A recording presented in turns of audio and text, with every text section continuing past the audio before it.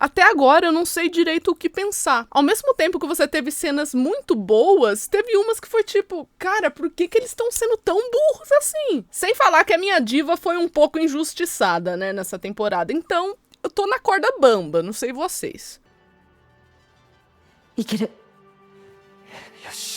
Oi pessoal, sejam bem-vindos a mais um vídeo do Plantão Geek. Eu sou a Miss Walker e hoje trazendo aqui pra vocês um vídeo sobre Alice in Borderland. A gente chegou na terceira e última temporada da série, né? Ela foi finalizada. A temporada levantou muitas questões aí entre os fãs, né? Teve gente que gostou, teve gente que não gostou. Eu vim aqui no vídeo de hoje dar a minha opinião sobre o que eu achei disso, então o vídeo de hoje vai ter spoiler, tá? Se você não terminou ainda Alice in Borderland, vai lá, termina e depois você volta nesse vídeo, porque eu vou falar assim sem freio mesmo, gente. Todos os spoilers possíveis eu vou estar falando aqui. E é claro, se você curtiu a temática, não se esquece de se inscrever no canal e deixar o seu like, tá bom? Porque isso me ajuda demais. Ah, e aproveita e dá a sua opinião sobre o que você achou do final de Alice in Borderland aí nos comentários, que eu vou adorar ver. Bom, primeiro vamos falar sobre algumas coisas que eu curti nessa terceira temporada de Alice in Borderland, como por exemplo, eles levantaram algumas questões específicas ali sobre o Japão, que são de fato muito interessantes pra mim, como por exemplo esse estudo de saúde mental do povo japonês. Nessa temporada a gente teve uma pauta ali muito grande envolvendo suicídios, né, a quantidade de suicídio que acontece ali no Japão. E isso realmente é uma pauta assim que é estudada ali pelos japoneses, porque infelizmente, gente, a taxa de suicídio no Japão é alta, é um negócio assim que você tem até florestas, né, locações lá, que são conhecidas justamente por ser locais ali que as pessoas tiram a própria vida, é uma coisa horrível. Então você trouxe essa pauta em Alice in Borderland, você trouxe uma pauta ali que busca estudar transtorno pós-traumático, e isso tudo pra mim é muito interessante, eu gosto bastante desse lado de psicologia, né, de psicoterapia. Inclusive, foi um ponto mega interessante pra você conseguir trazer a personagem da Anne de volta, né, essa personagem que é uma das clássicas ali de Alice in Borderland. Ela teve uma participação bem limitada na temporada, só que eu diria que foi adequado, porque essa personagem foi a única de todos os outros que teve um desfecho um pouco diferente ali na temporada anterior, né? Ela é uma personagem que ela tinha morrido em Borderland, mas de alguma forma ela conseguiu voltar com a ajuda ali da Kuina. E eu lembro que tem esse take muito bom que quando eles estão revivendo a Anne no final da segunda temporada, tem uma lágrima que escorre assim do olho dela. Então, quando aquilo aconteceu, eu cheguei a pensar que,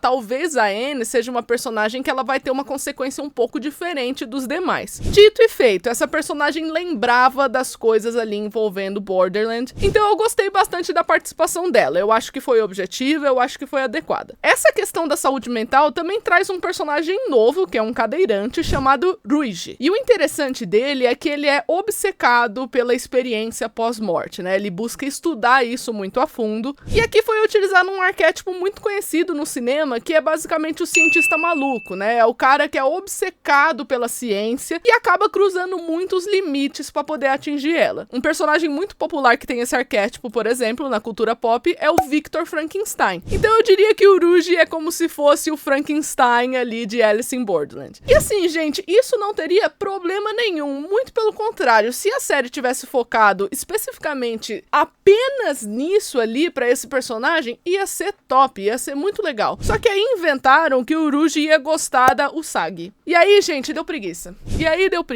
Porque foi um negócio assim que, a partir desse ponto, a série enfrentou muitos problemas de roteiro, muitas questões narrativas mesmo, que não faziam sentido nenhum. Infelizmente, uma coisa tão simples como essa, acabou conflitando muitas outras coisas que eu vou explicar aqui no vídeo pra vocês, no meu ponto de vista. O principal antagonista aí dessa temporada é o Banda, né, que é um personagem que tinha ficado ali em Borderland no final da segunda temporada e aceitado ser um cidadão. Basicamente, ele quer trazer a Usagi pra Borderland, mas o alvo dele mesmo é o Arisu. Então tem aquela coisa bem simples, né, bem manjada de narrativa, em que você pega alguém que o protagonista ama, coloca em perigo pra poder fazer o protagonista tomar determinadas atitudes que o vilão espera. E faz pleno sentido o Banda usar a Usagi pra trazer o Arisu pra Borderland. Isso é uma coisa que eu vejo assim como algo que funcionaria, sabe? Principalmente pela forma que a série montou, que dá pra ver que nitidamente o Arisu foi pra Borderland por puro desespero, era realmente pra trazer a Usagi de volta. Então beleza, joia, mas o que não foi nada legal, que pra mim, assim, eu fiquei com cara de tacho assistindo, foi a motivação do Banda pra trazer o Arisu ali pra Borderland. Basicamente, ele queria se divertir, ele queria um cidadão exemplar ali, ele queria forçar, basicamente, o Arisu a ser um cidadão. Pra quê? Eu não sei, você não sabe, ninguém aqui sabe por que o cara teve essa tara no Arisu, mas foi exatamente esse o plot ali da terceira temporada. Foi pra isso que queriam trazer o Arisu pra Borderland, pra ele virar um cidadão. Ou seja, basicamente a trama foi montada em cima de birra. Olha só. Cara, não preciso nem dizer que é um motivo fraquíssimo pra você montar uma temporada em cima disso, né? Durante esse processo todo, né, de trazer os protagonistas pra Borderland, a série acabou explicando um pouco mais sobre esse universo, que eu achei bem interessante. Trouxe ali uma pauta envolvendo o Coringa, né, e o que ele representa. Basicamente, o Coringa representa essa escolha entre a vida e a morte. É como se fosse uma carta representativa ali de Borderland. Mas aí, você chegar no final da temporada e quando finalmente fazem a pergunta, meu Deus, você é o Coringa? O que é a carta do Coringa? E a resposta é literalmente, o Coringa é só uma carta. Eu não sei vocês, mas eu fiquei bem decepcionada com a resposta que a série deu sobre o Coringa. Sobre ser algo apenas simbólico e não ter ninguém por trás. Eu acho que deu uma quebrada de perna em mim, sabe? Foi um negócio que eu não curti muito, não. Achei um balde de água fria você falar que o Coringa era só uma carta, sabe? Não é mais nada. Sendo que você girou o marketing inteiro em torno disso. A última cena da temporada anterior é a carta do Coringa. Então dava a entender que era representado por alguma pessoa, né? Representado ali por uma entidade, eu não sei. Algo que tem a ver com Borderland. Mas não foi bem esse caminho que seguiram. Voltando a falar um pouco do Banda, né? Que é um personagem tão importante aí pra essa temporada. Eu fiquei com muitas perguntas referente a ele. Por que ele é o único cidadão que tá tentando fazer essa arapuca aí com a galera que tá no nosso mundo? Tipo, tentando pegar gente que tá viva pra trazer pra Borderland, pra criar cidadãos exemplares e não sei o quê. Com tudo isso, apesar de Borderland ter tido o seu universo expandido, ele também se tornou um lugar muito mais confuso pro telespectador entender. A gente fica em dúvidas como as propriedades de Borderland funcionam. O que o Banda consegue fazer ou não? Um cidadão tem essa quantidade de poder de conseguir transitar entre os mundos igual o Banda tava fazendo? Se sim, por que isso nunca foi feito antes? Cadê os outros cidadãos de Borderland que simplesmente evaporaram? Só tem o Banda e o outro carinha de terno que apareceu numas 2 cenas e sumiu. Então assim, apesar deles terem expandido, né, o que a gente conhece como Borderland, e isso foi muito interessante, eles perderam um pouco a mão e acabaram deixando ainda mais confuso. Mas é claro que nada disso chega perto do ponto mais problemático da temporada, na minha opinião, que foi justamente o que foi feito com a personagem Usagi. Gente, pera lá. Uma das personagens mais importantes e uma favorita dos fãs acabou ficando com uma trama que não condiz nem um pouco com ela. Então eu não sei vocês, mas aqui no Plantão Geek a gente pede justiça para Usagi, porque a diva foi maltratada nessa temporada, gente. Eu fiquei com a impressão que os roteiristas não gostavam dela, não. A trama dela girou em torno de um transtorno pós-traumático que ela carrega, envolvendo algumas pendências que ela teve com o pai, né? Ela não teve a chance de se despedir ali do pai, então isso tem uma consequência, ela teve vários pesadelos, ela realmente ficou bem perturbada. Maravilha, isso aqui é algo que dá pra utilizar e tudo mais, só que não é motivo suficiente pra você jogar o Usagi em Borderland por conta disso. É de fato um elemento bem interessante o Banda utilizar desse trauma da personagem pra atrair ela de volta pra Borderland. Isso é um negócio que faz sentido. Mas ao mesmo tempo, é exatamente nesse momento que o problema se cria. A Usagi voltar pra Borderland por decisão própria, por um negócio assim que ela escolheu fazer isso. Você está falando pra mim que ela decidiu voltar pra Borderland, abandonou o Arisu, não tinha planos pra voltar, porque ela quer ficar onde o pai dela está. Ela não processou a morte do pai bem, né? Ela teve nitidamente um quadro depressivo, passou por um momento onde ela deixou de valorizar a vida, e por conta disso, ela abraçou Borderland, ela aceitou de volta esse mundo. Mas, gente, isso não é literalmente a trama da segunda temporada? Você tem até uma cena incrível da personagem na segunda temporada, que vai de uma cena fofa pra uma briga briga de casal, em que ela e o Arisu estão discutindo justamente sobre isso, né? Sobre ela querer ficar em Borderland e ele não. Sobre ela abraçar esse lado aí, que é representado por esse mundo, justamente por ela querer ficar ali onde o pai dela está, ela tá procurando o pai, toda aquela coisa. Então toda essa trama da Usagi envolvendo o pai dela, isso já aconteceu na segunda temporada, gente. E nessa segunda temporada, inclusive, ela toma a decisão de voltar para o nosso mundo, porque ela chega na conclusão que o pai dela iria gostar que ela continuasse a vida dela, né? Você tem vários episódios que acontecem até a personagem chegar nessa conclusão, que vale a pena ela viver justamente para respeitar o legado do pai dela. Ela vai viver por ele, ela vai tentar ali ter uma vidinha dela, agora ela tá com o Arisu. Tudo isso aconteceu na segunda temporada. Pra chegar na terceira e você fazer exatamente a mesma coisa, sendo que agora a menina tá tendo a vida dela, casada, sabe? Tem o trabalho dela, e ok, ela não sabia, mas ela também estava grávida. Ou seja, tinha toda uma perspectiva de alguma coisa acontecendo e você repetiu o plot da segunda temporada. E o pior de tudo é que você tem como uma das cenas finais na terceira temporada, ela abraçando o pai e o pai falando pra ela seguir em frente. Literalmente a conclusão que ela chegou na segunda temporada também.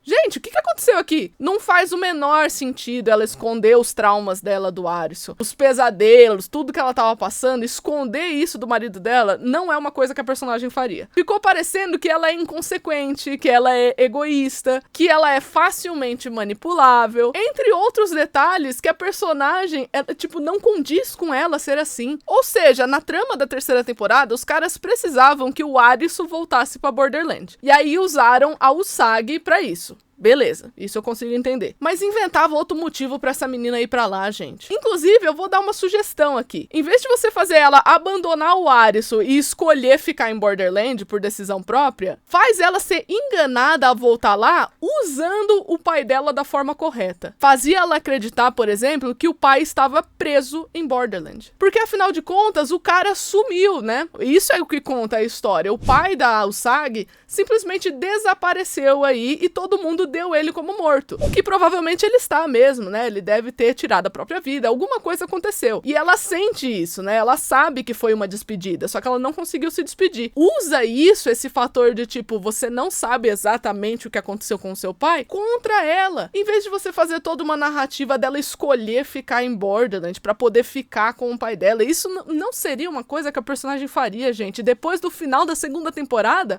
não seria. E sobre levar o Arisu pra Borderland, já que a gente comentou que é um motivo bem fraco, né, essa coisa toda de cidadão e tudo mais, inventava alguma outra coisa sobre o universo, sei lá. Ai, a gente precisa de 3 pessoas que já venceram os jogos pra fazer um ritual aqui pra de repente um cidadão conseguir viver no mundo normal. Pronto, já ia ser um motivo melhor do que esse que inventaram. Sim, a temporada possui muitos erros de roteiro, né, você tem algumas coisas que acontecem na série que é pura burrice, tipo, dos jogadores, assim, que você fica, gente, nas outras temporadas as pessoas estavam de fato tentando sobreviver, a galera não tava sendo burra e inconsequente, com exceção de alguns gato pingado figurante lá que ninguém ligava. Mas você vê os personagens que são colocados ali como coadjuvantes, né, como realmente uma galera que aparece com frequência, sendo burro, aí é outra coisa, aí é, sabe, tá, pra mim tá achando que o telespectador é meio trouxa. Você tem, é claro, né, algumas forçação de barra de roteiro, né, como por exemplo, fez a galera da Usagi pular pra um outro trem, mas não dava tempo da Usagi pular no trem do Arisu, né? É um negócio assim que...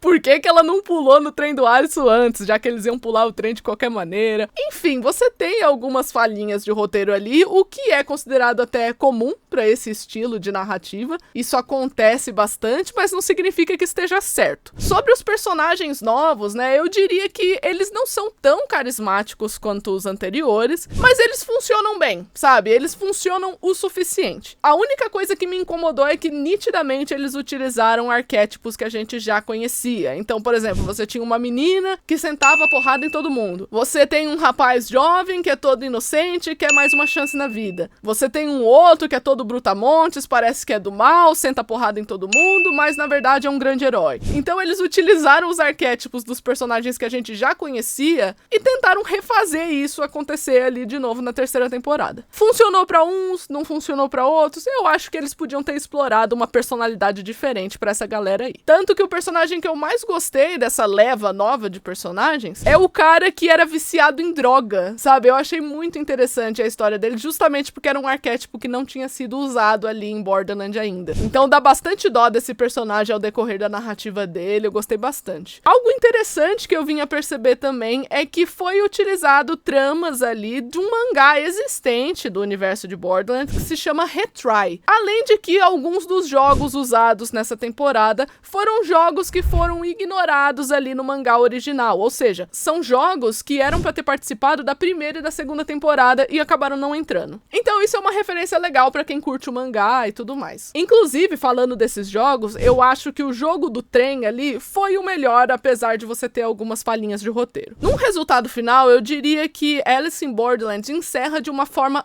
ok, mas que poderia ter sido espetacular. Era uma coisa arriscada de se fazer, né? Era uma terceira temporada após o final da segunda, que parecia tão definitivo, mas ao meu ver poderia ter sido bem pior também. Por exemplo, uma outra série que teve o final esse ano que eu não curti foi Round 6. Eu não gostei do final de Round 6. Eu prefiro o final que Alice in Borderland deu pra série do que o final que Round 6 deu pra série deles. Achei bem bacana que eles conseguiram achar uma forma de colocar alguns dos personagens originais, pelo menos na cena final. Eu acho que foi uma homenagem bem legal. Eu sei que alguns dos atores têm problemas pessoais, né, que fizeram eles não poder participar efetivamente dessa temporada, então eu acho que isso também é bastante mérito deles, sabe? Deles pensando nos fãs, pensando em fazer uma coisa pra agradar os fãs. Então, assim, toda a minha admiração pra todo mundo que topou participar ali no final da série. E por último, o último comentário que eu tenho a fazer é o seguinte: por que que os Estados Unidos tenta roubar tudo, gente? Pelo amor de Deus, vocês juram que o final da temporada, ele faz a alusão a uma possível série de Alice in Borderland agora nos Estados Unidos? Pra quem não entendeu, a cena final é uma mulher que tem um crachá ali de Alice, né? E pra quem não sabe, Arisu é praticamente uma versão ali japonesa do nome Alice. E a última cena tá sendo toda montada ali em Los Angeles, aquela coisa, e eu fiquei, gente, por que que eles vão transformar essa série numa série americana? Não é pra acontecer isso. Então, assim, estou com um pouco de medo do futuro que vai vir aí pra esse universo, assim como estou com um pouco de medo do futuro de Round 6, que também seguiu esse mesmo rumo, né? Essa mesma ideia aí da Netflix, que eu não achei nem um pouco legal. E no final disso tudo, eu avalio essa última temporada de Alice in Borderland como algo que poderia ter sido muito melhor, mas também poderia ter sido muito pior. Eu daria aí uma nota 7 pra esse final de Alice in Borderland. Um 7 suado, tá, gente? Um 7, assim, que realmente eu fui otimista olhando o negócio. Ah, e eu tenho uma reclamação final pra fazer. Uma reclamação como fã agora, tá? Que não tem nada a ver com o lado profissional. Gente, vocês juram que vocês colocaram o meu casal, Arisu e o Sagi, casados nessa temporada e não teve um beijinho? Cara, eu fiquei boladíssima, tá? Quando eu terminei a temporada, eu não fui alimentada com uma bitoca desses personagens. Eu falei, ah, gente, agora que eles estão casados, sabe? Que ia ser tipo, nossa, que você podia colocar essa cena em qualquer momento que você quisesse. Teve cenas que eu tava vendo dos dois que eu falava, olha, só faltou um beijinho. Só faltou um beijinho agora. Então, assim, se me permite, eu vou ser fanfiqueira aqui e fazer a reclamação disso também. Porque sim, eu trabalho com cinema, mas eu também tenho o lado fã. E esse é o lado fã da reclamação.